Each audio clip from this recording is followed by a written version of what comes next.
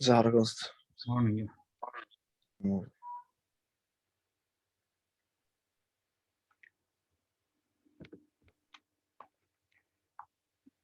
مطر، فرح، لوجي، منة، ميرنا،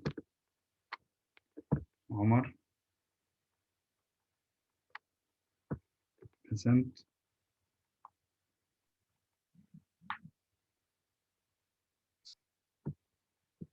دانيال، شاهد إبراهيم،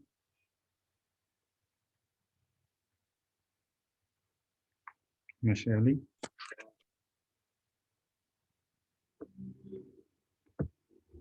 سمر، بيتر،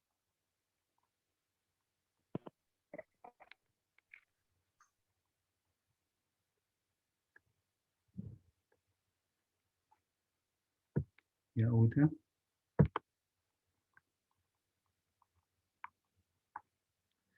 Okay guys, good morning. ندى.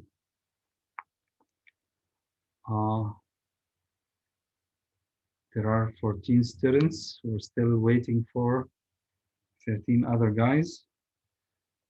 Morning, Matar, Daniel, Farah, Luigi, Minna, Mirna, Neda, Omar, Basant, Peter, Samar, Shahd Ibrahim, Yaouta, and Yusuf Mashal. Good morning, All.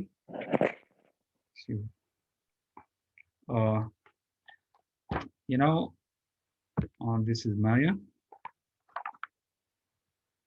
Maya. Okay, Salma. Salma Mustafa.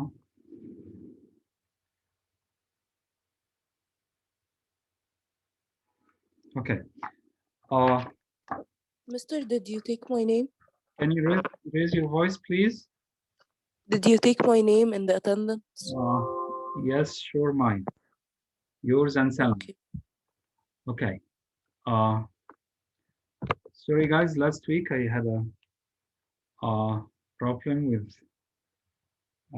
something related to my health. I was suspected of COVID-19, but I went to the doctor last Sunday and he said I'm okay now.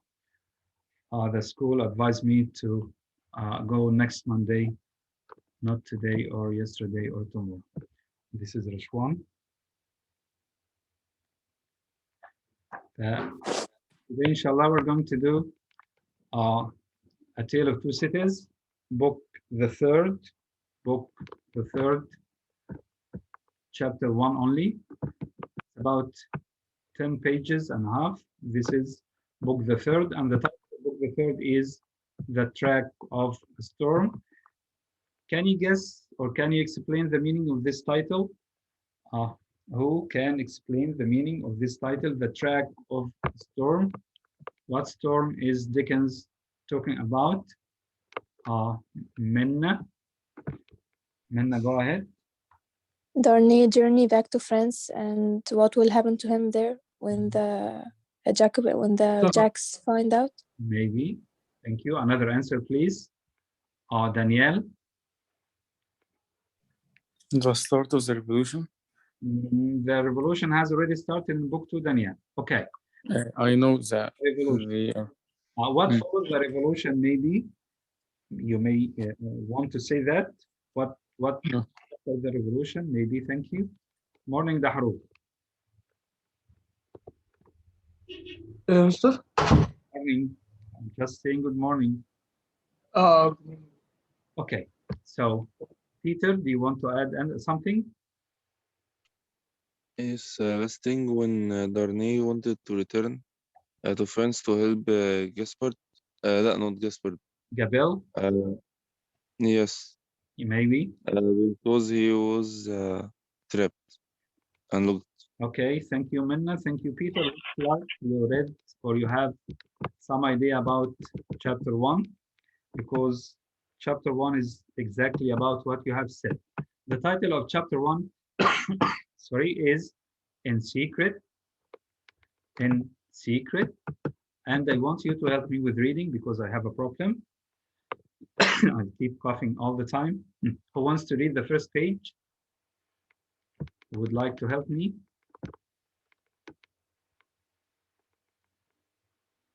Hello? Basant, thank you. Basant, then Mirna. Basant will read page 1, then Mirna will read page 2. Okay, Basant, you can start. The traveller fared slowly on his way, who fared towards Paris from England in the autumn of the year 1792. More than enough of bad roads, bad equipage, and bad horses he would have encountered to delay him. Though the fallen and unfortunate King of France had been upon his throne in all his glory, but the changed times were fraught with other obstacles than these. Every town gate and village taxing house has its band of citizen patriots with their national muskets in a most explosive state of readiness, who stopped all comers and goers, cross-questioned them, inspected their papers, looked for their names in lists of their own, turned them back or sent them on, or stopped them and laid them in hold, as their capricious judgment or fancy deemed best for the dawning republic one and indivisible of liberty, equality, fraternity, or death. Thank you, Basant. Wait here. So, guys, who is this farer? Who is this traveler? Ahmed Matar. Who is this traveler? Matar? Yes, Mister. Who is this traveler? The first words of the chapter is the traveler fared, traveled slowly on his way. Who is he? Darnay. Darnay, Charles Darnay. Good. I'll just admit Mariam. Mariam, you're about 10 minutes late. Be careful. Next time you'll not be admitted, okay? It's 10:20 now, or 11:20, sorry. Okay, Ahmed, thank you. So Darnay was on his way back to France. As you know, he was married to Lucy Manette, and they used to live in London for a long time, and now they have a daughter called Lucy Darnay. Gabelle, the assistant of his uncle, the Marquis, sends him a letter to save him from prison. The man, out of gentlemanship, appeals to this school and travels back to France, although it was dangerous. He didn't know about the new laws that were enforced then. The laws said that all the immigrants, those who escaped from Paris to England or any other country, would lose their property. This is number one. Number two, they will be condemned to death. There will be sentenced to death. Okay, the long list on the stuff Madame Defarge was knitting all the time. There is a long list of names of aristocrats who were to be killed. So he would have encountered to delay him on his road back or on his way back to Paris. In every village, he was stopped by many people, citizens, patriots, soldiers with muskets. They were holding all guns, you know, the muskets, okay? And people were either let to go on or stop or return and so on. So his way back to France or to Paris was not that easy. All the way he could hear liberty, equality, fraternity, or death. You know, these are the three things that a revolution was there for: liberty, equality, and fraternity. Go on, Basant. A very few French leagues of his journey were accomplished when Charles Darnay began to perceive that for him, along these country roads, there was no hope of return until he should have been declared a good citizen at Paris. Whatever might befall now, he must on to his journey's end. Not a mean village closed upon him, not a common barrier dropped across the road behind him, but he knew it to be another iron door in the series that was barred between him and England. The universal watchfulness so encompassed him that if he had been taken in a net or were being forwarded to his destination in a cage, he could have not felt his freedom more completely gone. Okay, go on. This universal watch. Okay. Go on. Yeah. This universal watchfulness not only stopped him on the highway 20 times in a stage, but retarded his progress 20 times in a day by riding after him and taking him back, riding before him and stopping him by anticipation, riding with him and keeping him in charge. He had been days upon his journey in France alone, when he went to bed tired out in a little town on the high road, still a long way from Paris. Okay, Nothing but the wait, production. hold on for a second, sorry. So the man was traveling all this way back to France or to Paris on his own. One night he got tired and he went to like an inn or a hotel to have some rest. When at 3 o'clock in the morning, early in the morning, somebody woke him up. Go on, Bassem. Nothing but the production of the filleted Gabel's letter from his prisoner of the Abbaye would have gotten him on so far. His difficulty at the guardhouse in the small place had been such that he felt his journey to have come to a crisis, and he was therefore as little surprised as a man could be to find himself awakened in the small inn to which he had been remitted until morning, in the middle of the night. So somebody woke him up in the middle of the night. I'll just admit Jana Sobh. Thank you, Bassam. Thank you very much. Jana, can you hear me? Jana? Jana Sobh? أيوة يا مستر I'm sorry. You're about 15 minutes late, Jana. Please don't do it again, please. Because next time you'll not be admitted. I'm sorry. Myrna, can you start? Myrna? Okay. Awakened by a timid local functionary and 3 armed patriots in rough red caps and with pipes in their mouths, who sat down on the bed. Immigrant, said the functionary, I'm going to send you on to Paris under an escort. Citizen, I desire nothing more than to get to Paris, though I could dispense with the escort. Silence, growled a red cap, striking at the coverlet with the buttoned off his musket. Peace, aristocrat.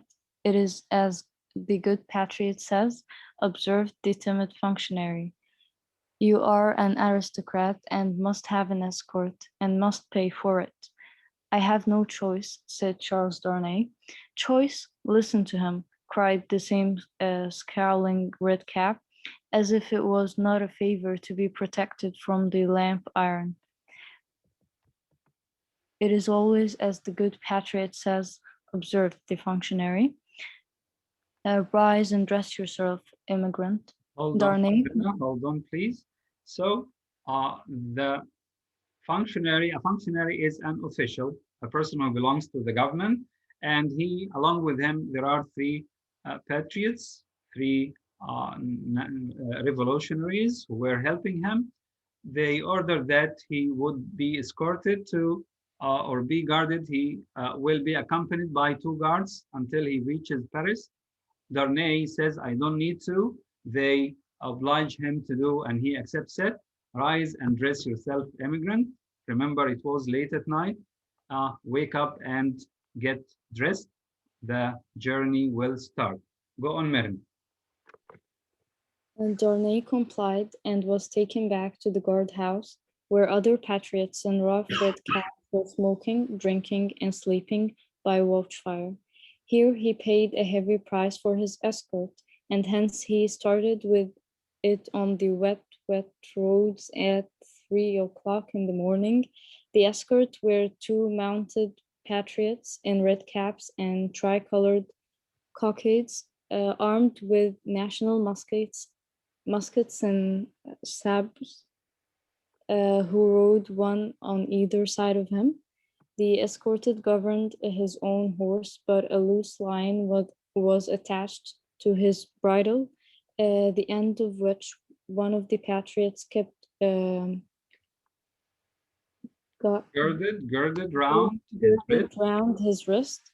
In this state, they set forth with the sharp rain driving in their faces, clattering at a heavy dragoon trot over the uneven town pavement and out upon the miry roads.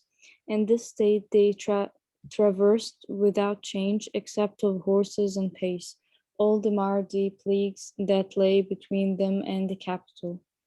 They traveled in the night. It was raining heavily and the rain was hitting in their faces. And Charles Darnay was tied by something like a rope. And this rope at the same time was tied to the hand of one of, or the wrist of one of the escort, okay? And in order not to let him escape, okay? Go on. They traveled in the night, halting an hour or two after daybreak and lying by until the twilight fell.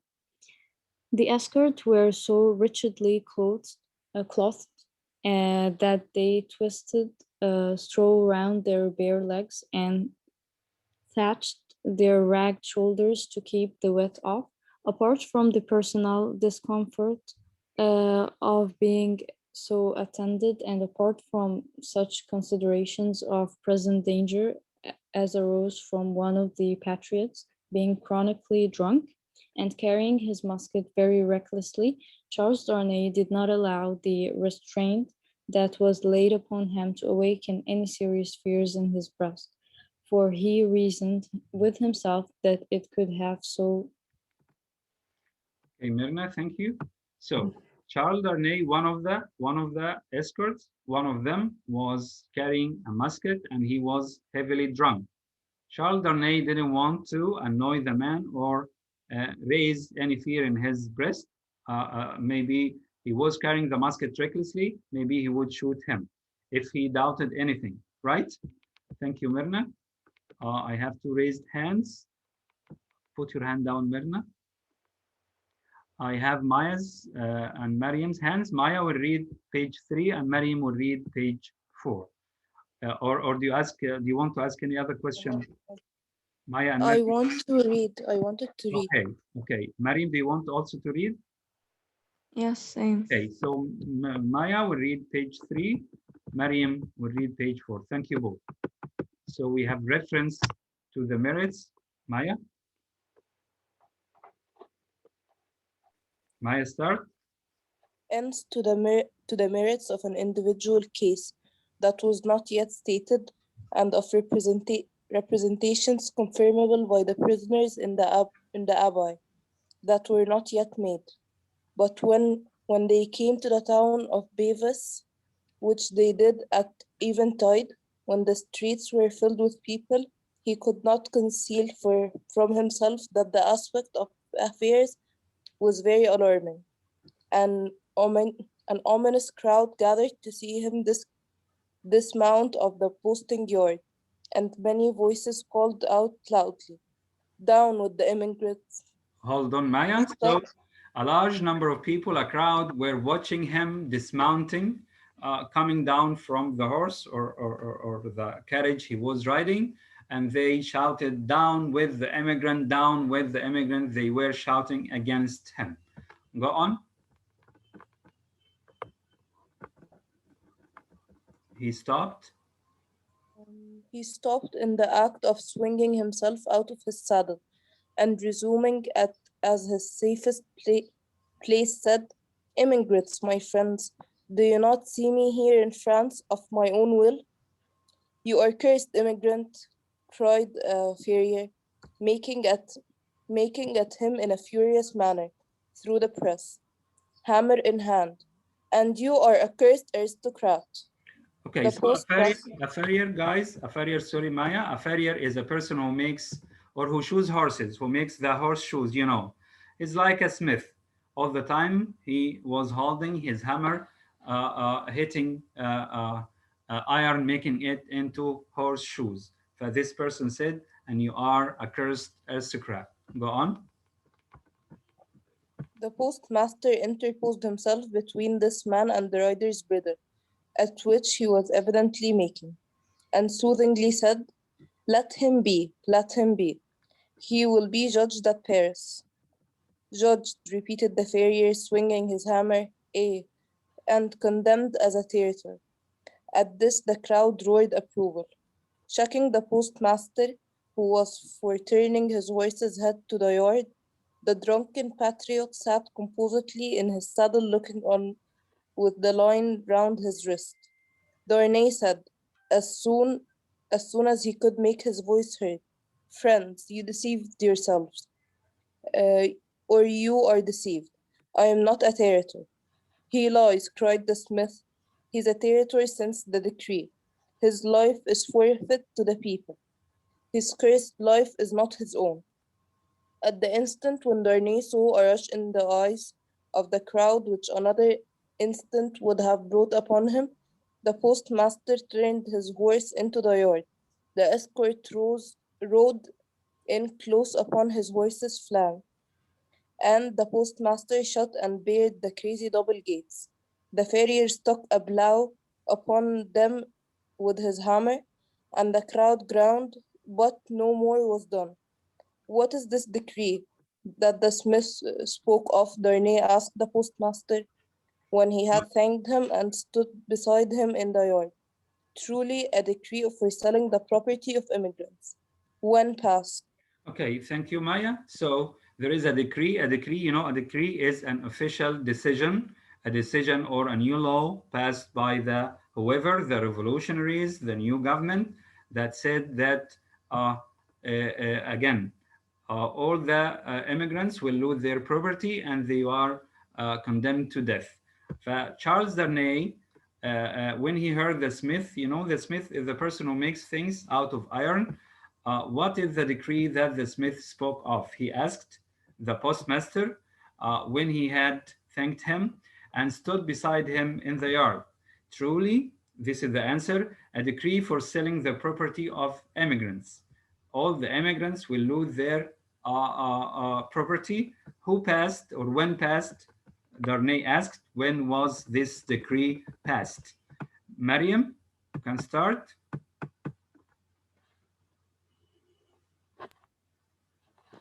From where? On the 14th.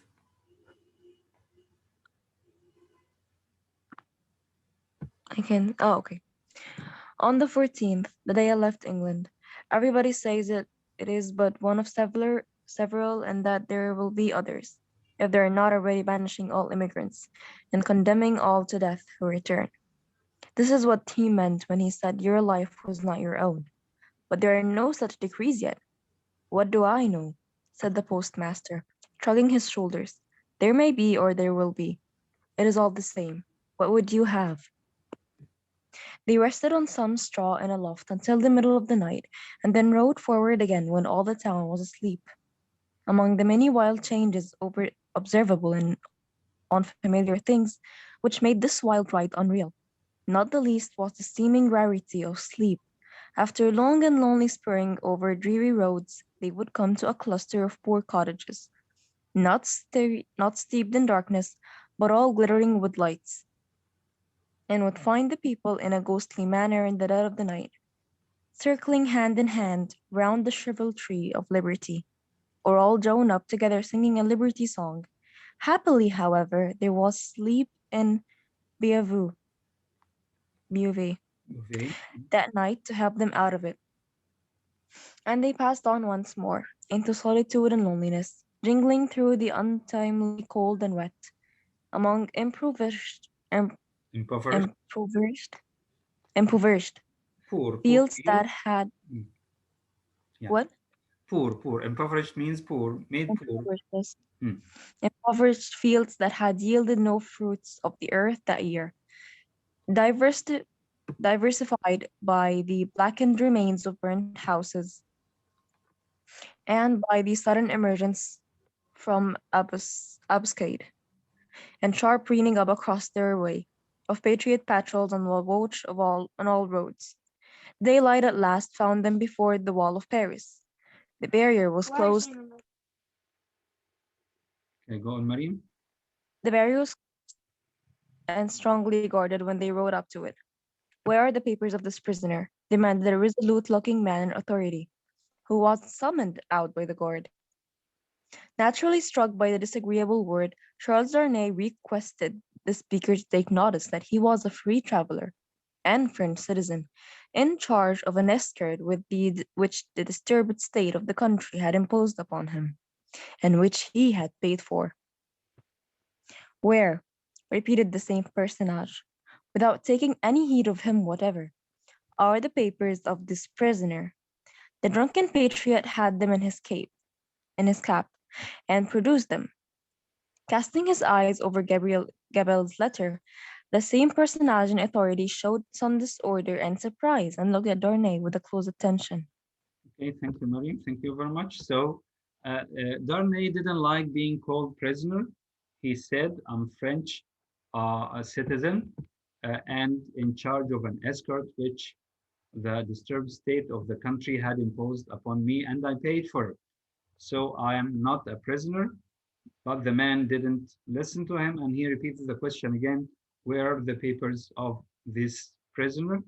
And the man, the drunken escort, showed the papers, including Gabel's letter to the functionary or to the official.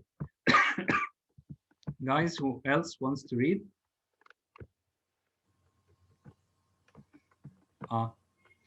Who else wants to read? You either raise your hand or who wants to read? Hello? Silence? Nada, can you hear me? Yes. Okay, can you read? Okay. He left his court and escorted without saying a word, however, and went into the guard room. Meanwhile, they sat upon their horses outside the gate. Looking about him while in this state of suspense, Charles Darnay observed that the gate was held by a mixed guard of soldiers and patriots, the latter far outnumbering the former, and that while ingress into the city for peasants' carts bringing in supplies, and for similar traffic and traffickers was easy enough. Egress, even for the homeliest people, was very difficult. A numerous medley of men and women, not to mention beasts and vehicles of various sorts, was waiting to issue forth. Uh, but the previous identification was so strict that they filtered through the barrier very slowly. Some of these people knew their turn for examination to be so far off that they lay down on the ground to sleep or smoke, while others talked together or loitered about. The red cap and the red cap and tricolor cockade were universal, both among men and women. When he had sat in his saddle some half hour, taking note of these things, Darnay found himself confronted by the same man in authority who directed the guard to open the barrier. Then he delivered to the escort, drunk and sober, a receipt for the escorted and requested him to dismount. He did so, and the two patriots, leading his tired horse, turned and rode away without entering the city. He accompanied his conductor into a guard room, smelling of common wine and tobacco, where certain soldiers and patriots, asleep and awake, drunk and sober, and in very neutral states between sleeping and waking and drunkenness and sobriety, were standing in line about. The light in the guardhouse, half derived from the waning oil lamps of the night, and half from the overcast day, was in a correspondingly uncertain condition. Some registers were lying open on a desk, and an officer of a coarse, dark aspect presided over these. Citizen Defarge, said he to Darnay's conductor as he took a slip of paper to write on. Is this the immigrant Evermond? This is the man. Your age, Evermond? 37. Married, Evermond? Yes. Where married? In England. Without doubt. Where is your wife, Evermond? In England. Thank you, Nada. Without. Okay, thank you, Nada. Thank you very much. So the man is being asked about his marital status. Married, yes. He was asked about his age first. He's 37 now. Where married? In England? Without doubt, because you are an immigrant. You escaped after the revolution because you are or you used to be an aristocrat, and all such people escaped when the revolution started. So who's going to complete? Who's going to read? Ahmed Matar, can you read this page, please? Ahmed, can you repeat the question? Can you read this page, please? I just want you to read. Without doubt, you are concise. consigned evermore to the prison of La Force. So remember, Just heaven, wait, Ahmed, remember this is the name of the prison where every month will be put, La Force. You know the meaning of La Force. So his yes, assistant or the assistant of his uncle Gabriel is in a prison called the Abbey, Abbaye, I think. And this is the second prison to be mentioned after the revolution, La Force. And the Bastille is no more now, is no longer there. The Bastille, after being stormed, is no longer there. Okay, Ahmed, go on. just heaven, exclaimed Darnay, under the law and for what offense? The officer looked up from his slip of paper for a moment. We have new laws every month and new offenses since you were here. We said it was a it we said he said it with a hard smile and went on writing. I entreat you to observe, and I have came here voluntarily in response to the written appeal of a fellow countryman which lies before you. I demand no more than the opportunity to do so without delay. Is that not my right? So Is Darnay not says, that my right? I'm here to save or rescue a friend of mine who sent me a letter, okay, for help. Please make this task or make this mission easy for me, okay? And the evidence is the paper in front of you.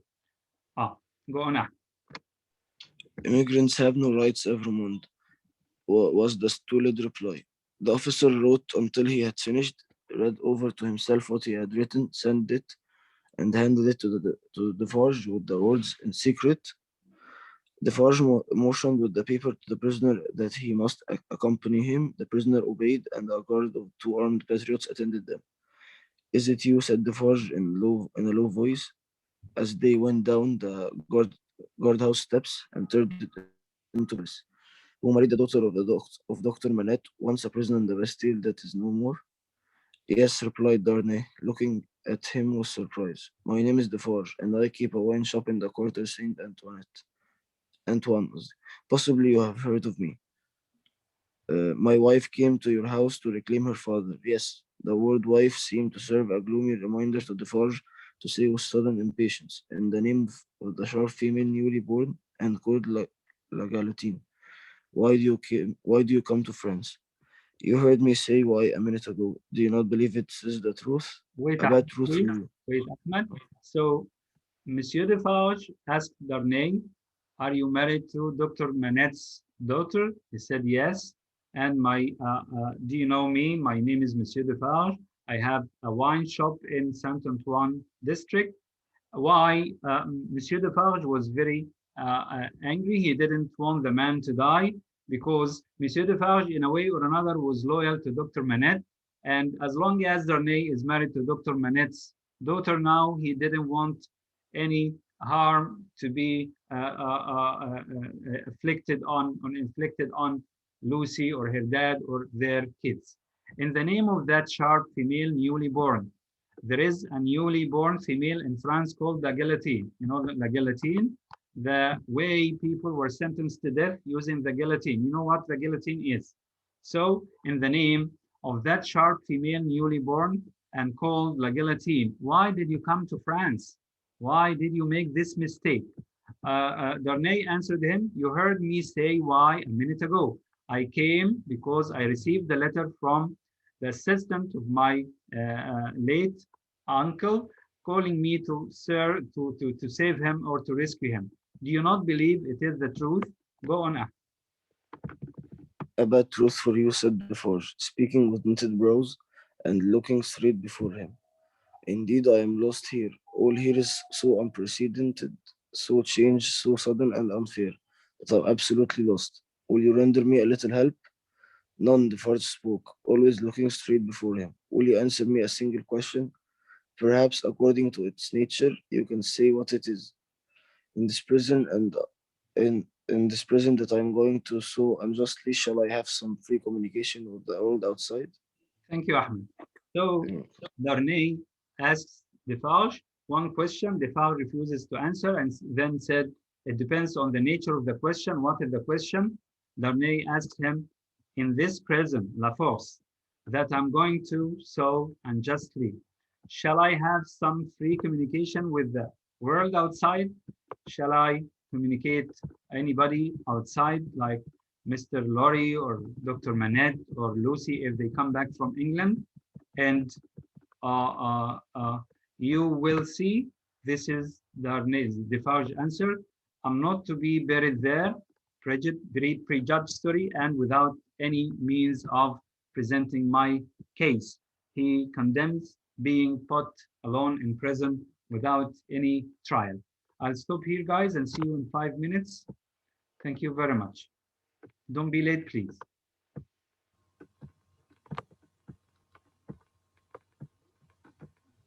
نروح نخش دلوقتي على طول.